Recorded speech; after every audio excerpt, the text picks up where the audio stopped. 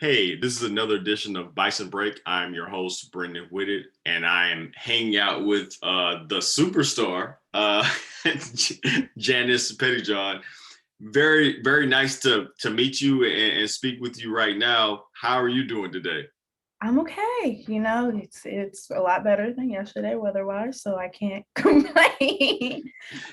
Yesterday, it's the weird part about being in DC is that you get the pump fake on real spring, and then a smooth crossover to 45 degrees and raining. So it's a good time. Yeah, it was just 80 last week. Yesterday it was 50 with rain that made you want to hide inside. Mm-hmm. Spring just isn't fighting back hard enough for me. So I need some type of effort put in place because it's just not doing it. Yeah, stand up.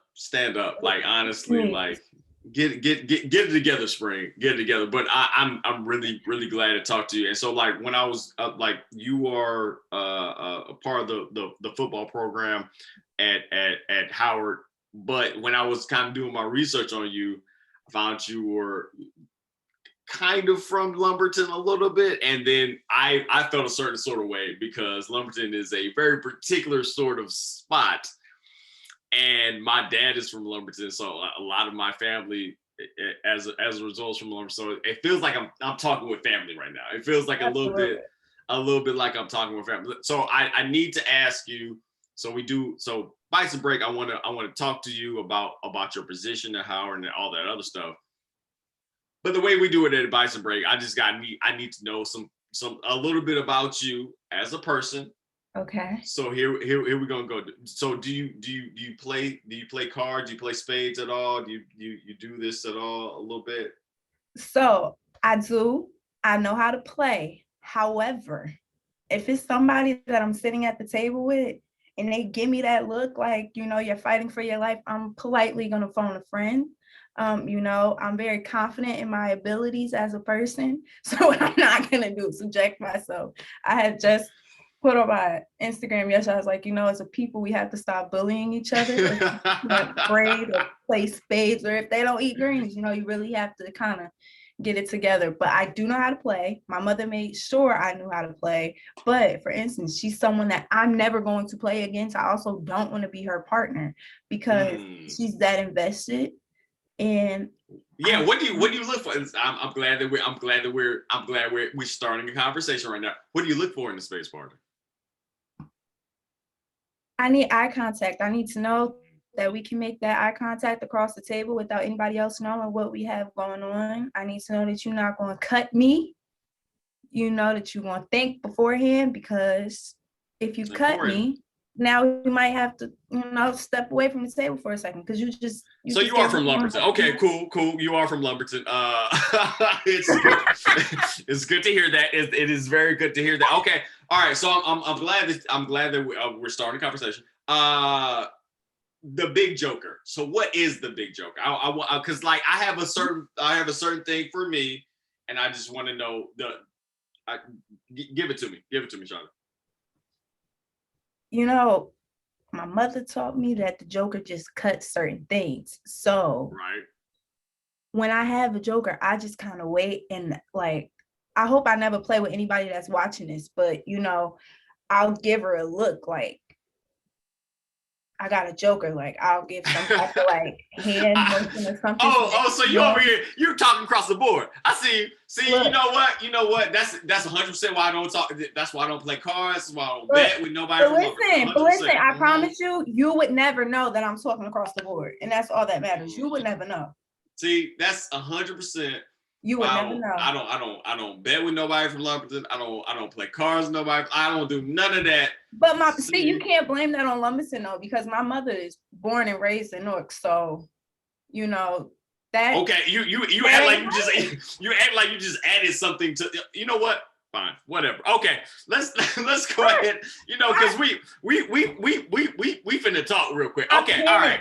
I panic when I see a joker. I'm not gonna lie. It was never thoroughly explained to me. I just knew that when you have an ace, you wanna, hold it because I'll hold mine for a little bit though, because I need to see if you're going to throw out that king before me or anything else. So I'll hold it first, because if you have a king next to me, I'm gonna cut you, not my partner, but I'm gonna get you out of there. So I'll wait a little bit before I throw that down. So when I see a joker, I panic because there's so many rules to it all, and I'm a Gemini, I'm an overthinker, so stuff like that I can't. Yeah, let's go ahead and get you off of this, because I'm supposed to bring you on here, talk about you and at the football, John, and now you over here. You know what? Anyway, I'm very glad to have you on the show.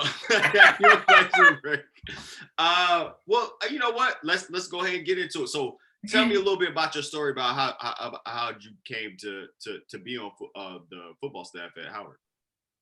So I started working with athletics in 7th grade, when I started with basketball, because I could never actually play sports because of health conditions that we didn't know were actually health conditions at the time. I just knew hey, mommy, something doesn't feel right. But I still wanted to be involved, no one wants to go home after school. No one wants to just, so I started with basketball. And then once I got to high school, I did basketball as well. Then I started doing basketball and football at the same time. So year round, I was with sports. And then regarding football, what was funny was I was taught that, they don't do managers in college football. So I was like, okay, well, I still want to be around athletics, so I have to find another way to do it. So I reached out to, I hope it's okay, I'm name dropping, Miss Tiffany Hoyd, the one and only, who was my first mentor that I had. So I came to Howard. I reached out to her while I was in high school and try to be one of the graphic designers for the team. I had to take graphic design in high school because I had too many visual art credits. So I had to take graphic design in order to graduate, and I was really good at it. So I reached out to her to be a part of the graphic design program. And then from there, I met with her and who was Mike London Jr. I had to report to at the time. And I came in, him and I laugh about it to this day still. I came in with a little manila folder, and I had graphics in there that I did before and in high school and things like that. And I showed it to him. He loved it. I met with Coach London, who I still have an amazing the head coach of the football team. Back in 2017, this was all in 2017 at that time, who, I'm still very close with both of them to this day. I'm still close with Tiffany. Family's really important to me. So yeah, once you make that bond with somebody, it's there. So, met with him. I brought him a resume, which wasn't really a resume at the time at all. It was just things I've done before. But I gave it to him, and he was like, okay, you have experience with sports outside of this. I'm like, yeah. He's like, okay, well, I want you to meet our equipment director. I'm like, okay.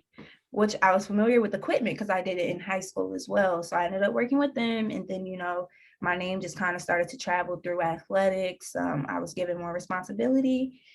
And then next thing you know, now I'm working with color commentating. I'm not sure if you're familiar with Trevin, but I was working with Trevin. And Trevin is? He's our color commentator at the time. So I'm working with him. I'm working with Derek, who's our SID person. And then I did a work with Herman. And there were just so many aspects of athletics that I just started to become a part of. And that was in-house as well. So I started working with administration, operations, things like that. So from there, it just kind of kept building, and I was just given more responsibility where it was kind of like, okay, we didn't necessarily teach her how to do this, but we know she'll figure it out to get it done. So it seems kind of innate a little bit, like your desire to be a part of athletics, and then your rise and your transition up. Yeah, it happened so quickly but smoothly at the same time that it was like I didn't really stop to think about it, that I was, I guess you could say, up in rank a little bit like that. So it just kept going. And then Coach Scott came in, and he came in the middle. He came in, I want to say March of 2020. And I assisted him and Coach Johnson in it was the recruiting period at that time, so he was meeting them. So I helped set that up. And then from there, I was, again, just given more and more and more responsibility, working along with Coach Davis as well, who's our director of football operations as well. And, when it came time to graduate, the way that it Because you're going to happened. school. Yeah, I say you're going to school this entire time, and you're like, Yeah. like this entire time you're going to you're going through high school, you're matriculating through high school, and you're going to undergrad. Yeah, and football wasn't my only job during undergrad, which was kind of ironic too. During undergrad I worked 3 jobs. You were at undergrad at Howard. I should preface that, all this. Yeah, so I'm. Like, how does that go? Like, why because there's a lot of responsibility at why you're going through college to try to figure this whole thing out. When you say responsibilities, what do you mean in terms of? Just school. Like, going. Like you're matric, like you're getting an undergraduate degree. That's not a thing that everybody has the opportunity to do. So, like, you're doing this while also matriculating through undergrad. Yeah, I started off as a nursing major, and I thought it was the best thing in the world. I got accepted into the nursing program within a week of applying. So I'm like, oh yeah, like I got it, I'm cool. And then I got it here, and I was just like, this isn't the program that I want. It was a great program, don't get me wrong, but it wasn't me, like your efforts and your work ethic shows when you're not necessarily happy somewhere. Sure. So I switched my major to sports medicine, ironically. And I had to take the same classes, because it was still medicine based, and I had to take the same classes, but I was excelling in those classes. And I guess it's because I could relate to it more, because I'm a nurturer, like by nature, like I just am. Which is what I think kind of helps me in my recruiting role as well. So in doing so, with me changing my major, how I did, I was taking 21 credits a semester. Like my entire time at Howard, I never took anything under 17 credits. Okay, well, you are better than I am. 100%. I just found out right there in that little snippet. Okay, fantastic. But it was just, having the mentality of like, I have to get it done. No one's gonna do it for me. No one wants to sit around and hear about a sob story all day, because all you have to show for it is what you're capable of doing. So, I'm working 21 credits, 2 other jobs on top of working with football at the same time. And it still just kind of felt like life, like it didn't feel anything. I didn't feel like it was too much of a strain, or like it was too much, because there were so many different pieces of everything. And I had a great support system here. So it made the transition easy for sure. So when it came time to graduate, the way that I found out I was going to be offered the job and Coach Scott wanted me to have the job was actually because I asked him to write a letter of recommendation for me to intern with the Buccaneers. And okay. It was going to be an unpaid internship. But I was just like, I'm graduating, someone sent it to me, like, why not? And then that's when the job offer was actually presented to me. I didn't know that he had planned to present it to me that same day. And God is so funny, the way things work out. So y'all didn't have a conversation or anything like that. It was just like, oh, by the way, bloop, there it is. Yeah, and it wasn't like he said it to keep me to stay in that moment type of thing. He had already intended to tell me it this day in particular. So it was kind of, because when he came into the office, he was like, hey, I have to talk to you later. I'm like, okay, talk to you later. Right. And, little did I know that that's what that was going to be. And it was just it was crazy how it all worked out. But, at the time I was still a student. So it was, have to wait until you graduate, until you finish. Right. And I didn't know, like, that's why they always say, you have to put your best foot forward, because you never know how people are paying attention to you. And I didn't know all the responsibilities that I was given was to prepare me for this role that, you know, him and Coach Davis wanted me to have once I graduated. Like, I had no idea. I thought it was just, okay, they just want me to do it, you know, like they just want somebody to get it done. I didn't know that it was all so intentional. That's real. Like, so tell me a little bit more about your responsibilities now. Whew. So I wear many, many, many, many, many hats. So my primary role is I'm the director of on-campus recruiting. So my job, I don't, contrary to common belief, I do not pick who, you know, the coaches want. You know, sorry. State that one more time. I was about to say, state that one more I time. do not pick. However, once a coach, you know, once we come as a collective, you know, I do sit in the recruiting meetings, you know, coaches do talk to me, of course. But once, you know, they decide who they want, then it's my job to show them the beauty of the school. It's my job to show them the beauty of the program. It's my job to make them feel comfortable. And one thing that I tell people all the time when we have our visits is I'm not a military recruiter. I'm not going to tell you what you want to hear to get you here, because what's not going to happen is you get here, you're not happy, and then it's, oh, well, she told me X, Y, Z. No, I did not. No, I did not. No, I didn't. And that part comes easy to me just because, you know, I graduated from here, you know, like Howard is, I'm Howard through and through, you know. So, gang. That's what's up. you know, so for me, I brag different when people come here and we have those visits and we talk to them, because it's like, I'm really going to show you the beauty of this school and of this program. And with me being around the program, this makes year 5 for me. So, you know, I'm able to genuinely show people, you know, I've been with Howard football at its highest. I've been at Howard football at its lower points. We never hit lowest, but I would say lower points. And, you know, look at you. I like, you were like, you know, I didn't go all the way down. You did. And I appreciate that. Never gone that low ever. And we don't plan to ever. There it is. So I've seen it all. So when I speak to them, it's generally from a place of look. This is what it is, and this is what it isn't. So I know I kind of went on a tangent there, but yeah, so it's my job to, you know, show them the beauty of the campus and really, you know, essentially make them want to commit, you know. And then the other part of that, like I said, it's regarding the visits, you know, that's unofficial visits, that's official visits, that's helping put together the spring game, you know, because our spring game is kind of going to be like a DMV day. When is the spring game? April 23rd. Beat us there, don't meet us there. Unfortunately, if you have to hear about it, you can't talk about it for yourself. I'm so sorry. I would hate to be in your shoes. So April 23rd, the alumni flag football game starts at 2:30. The actual spring game starts at 4. If you're not there, you know, feel bad for you, son. Like, there it is. You know? That's the pitch right there. Like, I mean, turn it up. Turn up. That's it. I don't know why you wouldn't be. You know, why would you be?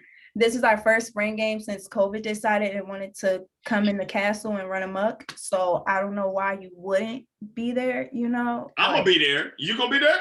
I'm gonna be there. So I mean, there it is. You know? So you have to be there. So, you know, putting together the spring game and making sure, you know, every recruit and every prospect, you know, like I'm the type of person where I'm gonna physically go up to each and every single person so that I know your name, because just like our first impressions are everything for you, your first impression to me is everything as well. Again, like I said, Howard University football is my baby, you know, and I'm protective of my baby.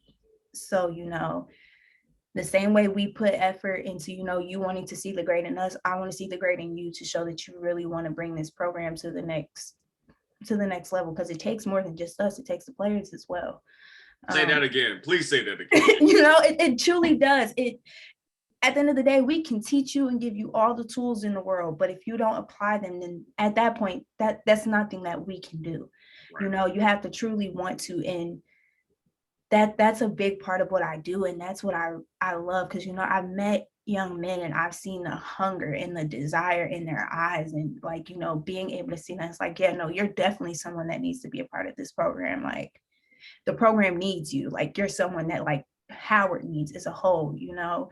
And I think a lot of time now people kind of lose like the hunger of the game sometimes. And people look at me crazy when I talk about this. Like, how would you know you've never put pads on a day in your life? You're absolutely right. I am 5'2". I have not put pads on a day in my life. However, I've been around this long enough. I'm 22. I turned 23 in May. I started this in 7th grade. I was like, what, 11 years old? If that. So you put the work in. You got a decade in this game. You got a decade in the game, bro. I was 11 years old, so I've seen the hunger in people. So it's my job, if anything, to bring that out of you even more and make you excited to want to come here. So from the recruiting standpoint, that kind of sums that up. But then the next part of my job is, once we get everyone committed, we get everyone signed, my job from there is to assist them in their admission process and getting them here to the university, transitioning them into the university, because, they're young, we're 17, 18 years old, so any way in which that I could be of service to you, to your parents, because I know, like, for me, luckily my sister graduated from Hampton. My sibling graduated from Hampton too. I still love them. It's fine. It's interesting, I had to remind her that I will put her on a boat and sail her out to where they're used to going. Right. Home by the sea. Go get the home right by that sea. There you go. But luckily I had my sister there for when I had questions, but all in all, like, I didn't have anyone to kind of walk me through the transition process. So I know how much of a headache it could be. I know how confusing it could be. So I make sure that I'm there to assist and help the parents and make sure that everyone gets into the university, not in terms of admissions, but, once you're accepted, making sure that you get in to the university seamlessly, and then the other part of that is I'm also the assistant director of football operations. Okay. So in that aspect, it's I'm about to say, tell me a little bit more about that. So really it's like the logistics and the behind the scenes running of the program. So it's funny because with recruiting, I operate from, I'm kind of like front and center. But then from the operation standpoint, you will hardly ever see me because I'm behind the scenes. That's what operations is. So, that's helping facilitate game day operations and making sure that situation, that's making sure travel is confirmed, that's making sure post-game, pre-game meals concerned, that's making sure hotels are set up correctly, that's making sure practice is good, that's working with our academic advisors to make sure practice coincides with class schedules. Because one thing you're not going to do is ever miss class because, I had football practice. That's cool. We have practice another day. You'll be at practice another day. You're going to class. So, and that's, Coach Scott is big on a lot of things, but class,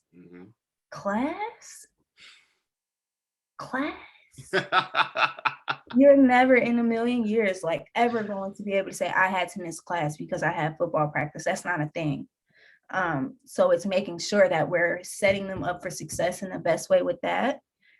And there's a lot more to it. It's kind of just like with operations, you really are kind of like the fill in the gap people, where something lacks, you're there to help put the pieces together before anyone else can even tell, that it's there. So yeah, there's a lot of moving pieces kind of in what I do. But I love it. Like, I feel like if any of those roles were kind of taken away, or, hey, we're going to pass this along, or, it would kind of feel weird because I've just all morphed it into one job. I joke sometimes and say I'm kind of like the director of football operations and then the recruiting coordinator having a baby, and then they had me. That just kind of morphs it all together, Right. So yeah, there's a lot of moving pieces of it. Some of the guys call me Mama Janice because then the mama role. I see. Well, I was going to ask you, do you feel any certain like extra pressure because you are a woman in a more male dominated sort of space? Do you feel any pressure with that? Believe it or not, no. And I think part of that is just because I've only ever worked with male sports. So for me, it's kind of just like, okay, I'm on a different level with it now. But in terms of me being a woman, I've never felt that, of course, there's always the double standard sometimes, but I can honestly, faithfully, and truthfully say I've never experienced that double standard here. like ever, which is great because a lot of people can't say that. But I will say I feel like part of my biggest thing was just my age. You know, I'm 22 years old. I turned 23 in a month, actually a little over a month. And it's kind of convincing people sometimes, hey, you know, I'm fully capable of doing this. You know, Right. I'm not, you know, going to set anyone up for failure. I know I'm young, but I've been around it long enough, you know, to kind of get a glimpse of it. And one thing that I will do all the time, if I don't have the answers for something, I'm going to find someone who does every single time. I have no problem admitting when I need help. And I feel like that's kind of what helps me flourish in this field, especially with me being so young. And then another part of that is just people understanding, you know, I'm no longer a student. So even now I'll go into the calf sometimes and, you know, I'll walk in and it's, hey, you didn't swipe. And I have to remind them, I'm like, hey, I quite literally work here. I'm not a student. Don't you do it. You know, like, cause we have to sign in. So I'll go to sign in and, you know, it's, hey, you didn't. I'm like, hey, respectfully, I'm not a student, but these are the same people that knew me originally as students. So as a student, so that would probably be my biggest thing, you know. But in terms of being a woman and in the field, if anything, I feel like that kind of helps me a little bit. But more so just because again, the nurturing side, you know, like I'm a nurturer. Like I have, not to toot my own horn, I have probably the biggest heart in the world. You know, and I feel like that helps with my interaction because one thing with recruiting is, you know, a recruit could love it all day long, you know, but a group that I really focus on as well are the parents because at the end of the day, you know, I helped with my nieces and nephews growing up. And, you know, candidly speaking, I don't play about my babies. I don't. So I can only imagine how a parent feels, you know, sending their child off for the first time somewhere, you know, and them not being sure and them not. So, you know, I make sure I expose exactly who I am when I first meet them because I want you to feel comfortable with leaving your child with us.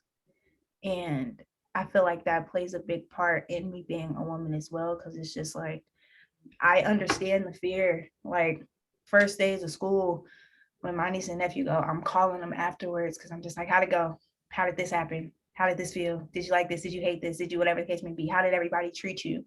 So when we have those encounters with parents, I definitely understand because it's just like you want to make sure your child is in the best situation possible. But you know, then you also just again just have the double standards. Like, you know, when the articles came out, some of the comments were up there, but shout out to every HU person that was in those comments holding it down. You know, they were not playing. You know, I saw the comment when on one of them that was like, oh, so no more home cooked meals, huh? And then, you know, there were quite a few like that, and all I could do was laugh, you know, because one thing about it, I still cook when I go home every night. But anyway. And you've been in this game for so long. Like you've been doing this thing for a minute. So if I were to, I mean, you've already given a whole bunch of fantastic quotes. If y'all was to give you 30 seconds about the importance of giving to Howard, particularly athletic program, I'm just gonna put you on the spot. Go. 30 seconds. Oh, really? It's just a matter of you want to see this our school excel in any and every way possible, you know, and whether people want to admit it or not, sports play a very large part in that. Yes, we are an academic institution, absolute university, pardon my French, that is very important. But at the same time, you know, there's ways in which other things are handled, and athletics plays a huge part in that, you know. So in order to see things excel the way that they should, you want to see our guys excel the way that they should. That's going to take help, you know. Howard is truly the definition of it takes a village. And I was someone, it took a village to help me, you know. So it's definitely just a matter of making sure that we're setting our guys, not even our guys, our men up for success in every way possible. And yes, that does include giving back to the program sometimes. Sometimes giving back to the program also looks like showing up and showing out for games. We have multiple. Like for the spring game, which is April 23rd. you There it know. is. So showing up and showing out in that way, you know, and letting our guys know, hey, people really want to see us, when people are really here to support us, not just when we're in the media and things look good, but they're here regardless. And that's another form of giving back and showing out. So, you know, just people like to critique, but they don't like to put in the work that it takes to get to that great point. So, that part. you know, let's help in every way that we can. And, you know, if you're planning to help, then you can have all the critiques that you want. And if you're planning to help, go to giving.howard.edu. You can give right there. Thank you so much, Janice, for spending some time with Bison Break. I'm gonna see you April 23rd. Apparently, like that's. I hope you're not the only person that I see there. But no, I won't be. You know I won't be. You know, H, you gonna show out and show up. You know what we do. You know how it is. You know what it was. Thank you so much. I appreciate you spending time with us. I'll see you soon.